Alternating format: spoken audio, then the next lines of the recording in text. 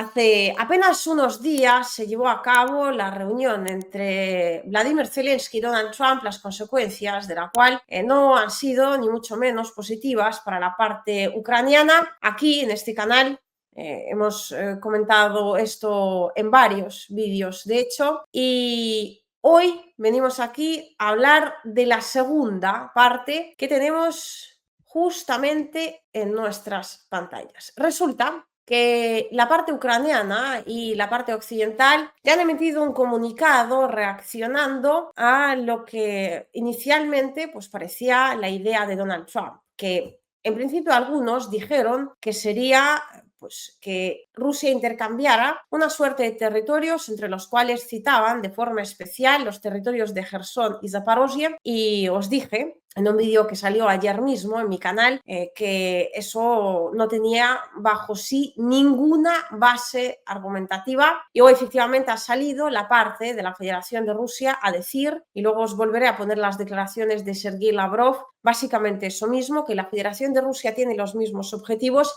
y de forma literal Rusia ha desmentido hoy las informaciones de que vaya a intercambiar en ningún caso las regiones de Jersón y Zaporozhye. Vaya, si en los medios occidentales se vieran mis vídeos, lo tendrían muchísimo más fácil a la hora de trabajar. Bueno, eso, y si no quisieran mentir en cada segunda palabra que dicen. Sea como fuere, Vladimir Zelensky fue a Estados Unidos y volvió con las manos vacías y, bueno, realmente la cara un tanto colorada, de modo que de una situación tan sumamente desagradable para él, quería darse también un baño de tranquilidad, así que podríamos decir que ha ido a la casa de los abuelos o ha recurrido a la abuela Unión Europea. En este sentido, ahora Vladimir Zelensky va a realizar una bastante larga gira por los países que pertenecen a la Unión Europea, pidiendo dinero, diciendo que está buscando la paz. Bueno, pues básicamente el tour habitual, ya lo conocemos de todas, pero ahora lo primero que ha hecho ha sido reunirse con esta delegación, el grupo de los indispuestos. Se han reunido y han hablado en los siguientes términos sobre lo ofrecido por Donald Trump, porque os recuerdo, Donald Trump también ya ha desmentido este supuesto intercambio de territorios y ha hablado de que él, en todo caso, hablaba en términos de congelar la línea del frente, o sea, parar el conflicto en términos definitivos. En el vídeo de ayer tenéis también explicado el por qué esto no es posible, sea como fuere. La Unión Europea y Ucrania hacen estas declaraciones que realmente, o sea, yo es que no sé si no tienen community manager que pueda de alguna forma hilarles algo más fino para que no terminen ellos mismos hablando de sus intenciones más directas, pero esto es lo que dicen, básicamente confirmando lo que de alguna forma todos ya sabíamos, que no quieren la paz bajo ninguna circunstancia y que utilizarán cualquier intento de tender hacia la paz como una posibilidad de rearmar a Ucrania en última instancia. Declaración conjunta de Zelensky y los líderes europeos. Coalición de los indispuestos, perdona, o de los dispuestos, ¿no? Apoyamos firmemente la posición del presidente Trump sobre la necesidad de un, ojo, subrayamos, cese inmediato de las hostilidades y que la línea de contacto actual debería ser el punto de partida para las negociaciones. ¿Están hablando de una paz definitiva? No. Están hablando exactamente del cese de las hostilidades, pero con el fin de congelar el conflicto exactamente donde está. Con el fin de, ellos mismos ahora mismo lo confirman y de alguna forma nos confirman, valga la redundancia, lo que, repito, todos ya sabíamos. Entendemos claramente que Ucrania debe tomar la posición más fuerte posible antes, durante y después de cualquier tregua. O sea, están hablando efectivamente en términos de una tregua. Segundo párrafo, y ya entendemos a lo que van. Quieren congelar la línea del frente. ¿Para qué exactamente? Vaya, para que Ucrania se vuelva más fuerte. ¿Y eso para qué? Debemos aumentar la presión sobre la economía rusa y la industria de defensa hasta que Putin esté listo para la paz. Vamos, que siguen con el plan de derrotar a la Federación de Rusia por lo militar. Divino, maravilloso. Debemos aumentar la presión sobre la economía rusa y la industria de defensa hasta que Putin esté listo para la paz, y estamos desarrollando medidas para utilizar todo el valor de los activos soberanos bloqueados de Rusia para que Ucrania reciba los recursos necesarios. Vaya por Dios. Esta es la gente que está hablando en términos de querer la paz definitiva y de que es la Federación de Rusia la que realmente no está tendiendo hacia la paz. A todo esto, lo que quieren es una idea absolutamente brillante. Y si fueran un poquito menos listos, aunque sea, más listos, perdonad, aunque sea, si fueran un poquito más listos, probablemente esto, tapándolo un pelín, poniéndolo alguna indumentaria para que no pareciera lo que efectivamente acaban de decir de forma directa, pues incluso les podría resultar y les podría dar ciertas consecuencias bastante beneficiosas. Y aquí voy a explicarme de forma pormenorizada. Resulta que lo que quieren ahora mismo en la Unión Europea es congelar la línea del frente, o sea, una tregua, seguir fortaleciendo Ucrania, es decir, seguir inflándola a armamento occidental y, por lo tanto, os adelanto un pequeño detalle, seguir utilizando ese dinero de los contribuyentes europeos que efectivamente ahora pues, nos están contando todos que sirve para ayudar a Ucrania. Y tercer punto, todo esto tienen pensado hacerlo utilizando los activos de la Federación de Rusia. El plan económico es redondo a más no poder, teniendo en cuenta que la Unión Europea ahora se encuentra, y lo voy a decir en términos literales tal cual, en la mierda económica más absoluta. Ellos lo que quieren es, hay una suerte de activos rusos, unos 140.000 millones de euros, que ahora mismo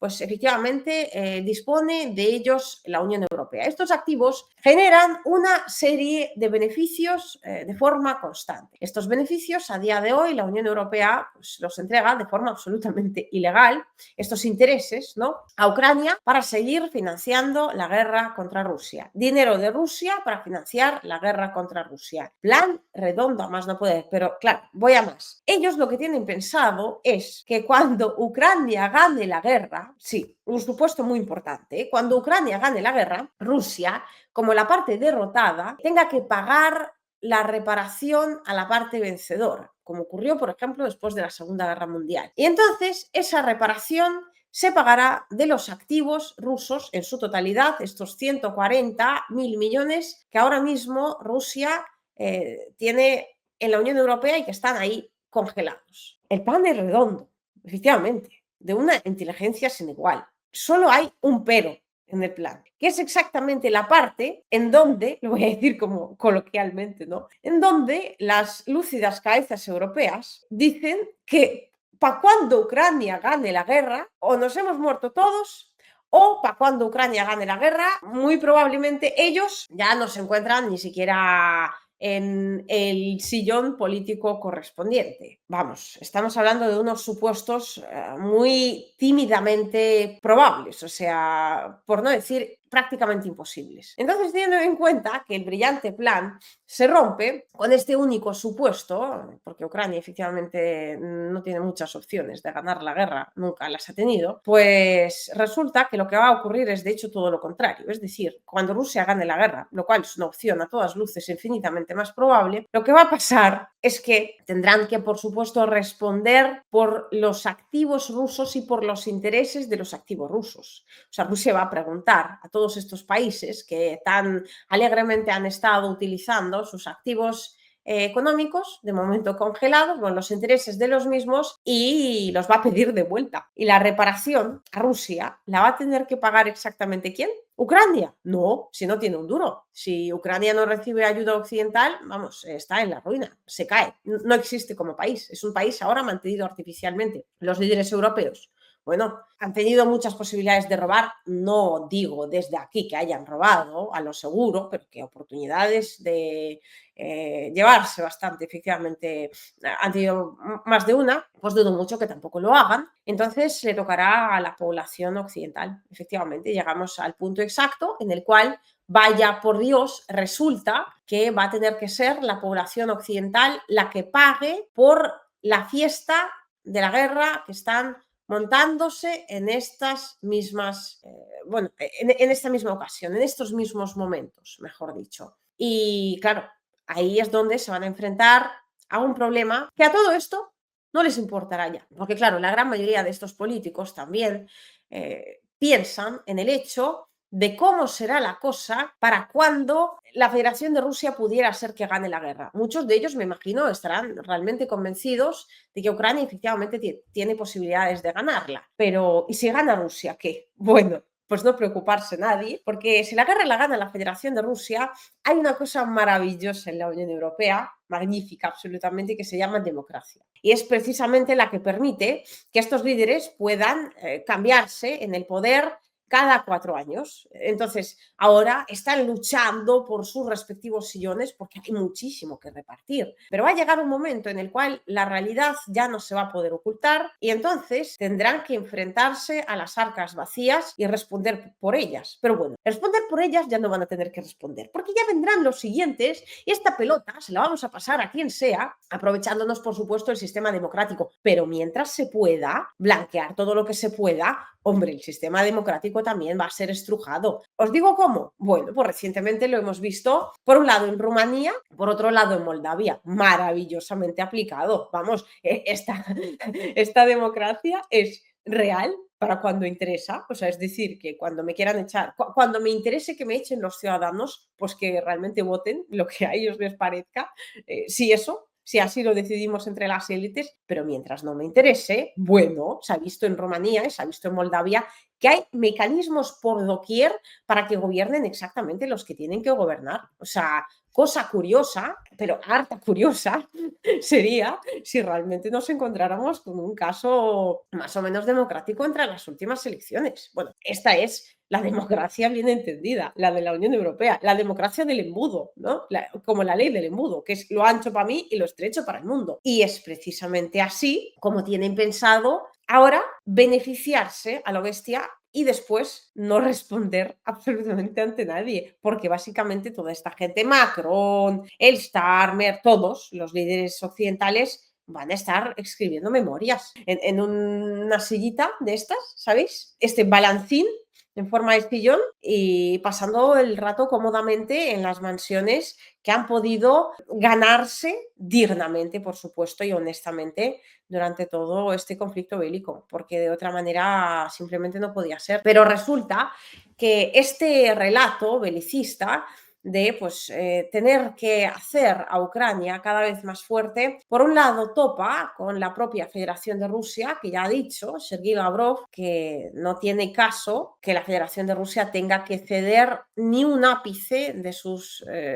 objetivos ni de los territorios que controla a día de hoy, pero además resulta que esto tiene en contra a la postura del propio Donald Trump, que recientemente ha hablado en términos de que Ucrania sí va a tener que entregar algún territorio. Bueno, todo sea que luego cambie de postura, pero de momento la que tiene es esta. Willing or open to the idea of ending this war without taking significant property from Ukraine? Well, he's going to take something. I mean, they fought, and he has a lot of property. I mean, you know, he's won certain property. If you say that, he's won certain property. Esta es la cara que muy probablemente se la haya puesto a Vladimir Zelensky después de estas declaraciones y la postura oficial de la Casa Blanca en términos generales, porque ellos sí lo tienen bastante más claro. O sea, algo Ucrania necesariamente va a tener que ceder y aquí os lo adelanto yo, que cuanto más tiempo pase, más territorio van a perder de forma absolutamente necesaria, porque estas son las consecuencias de no pactar la paz en términos definitivos y de hacer la guerra en serio contra la Federación de Rusia, creyéndose, repito, en serio, que pueden ganar a Rusia por lo militar. Ahora lo que quieren una especie de Minsk 3 y por lo tanto no quieren, ni muchísimo menos, enfrentarse ni siquiera a la posibilidad de realmente tener que cederle nada a Rusia. Pero Rusia tampoco va a ceder absolutamente nada.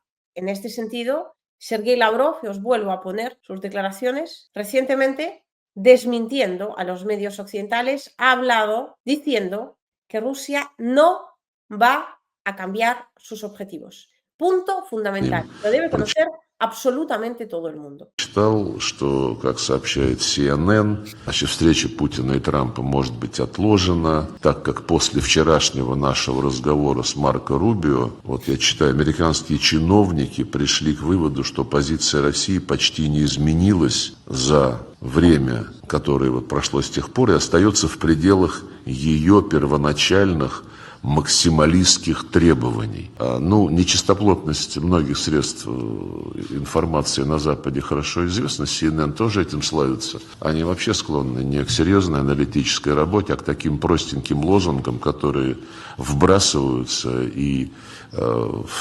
вдалбливаются в получателей информации.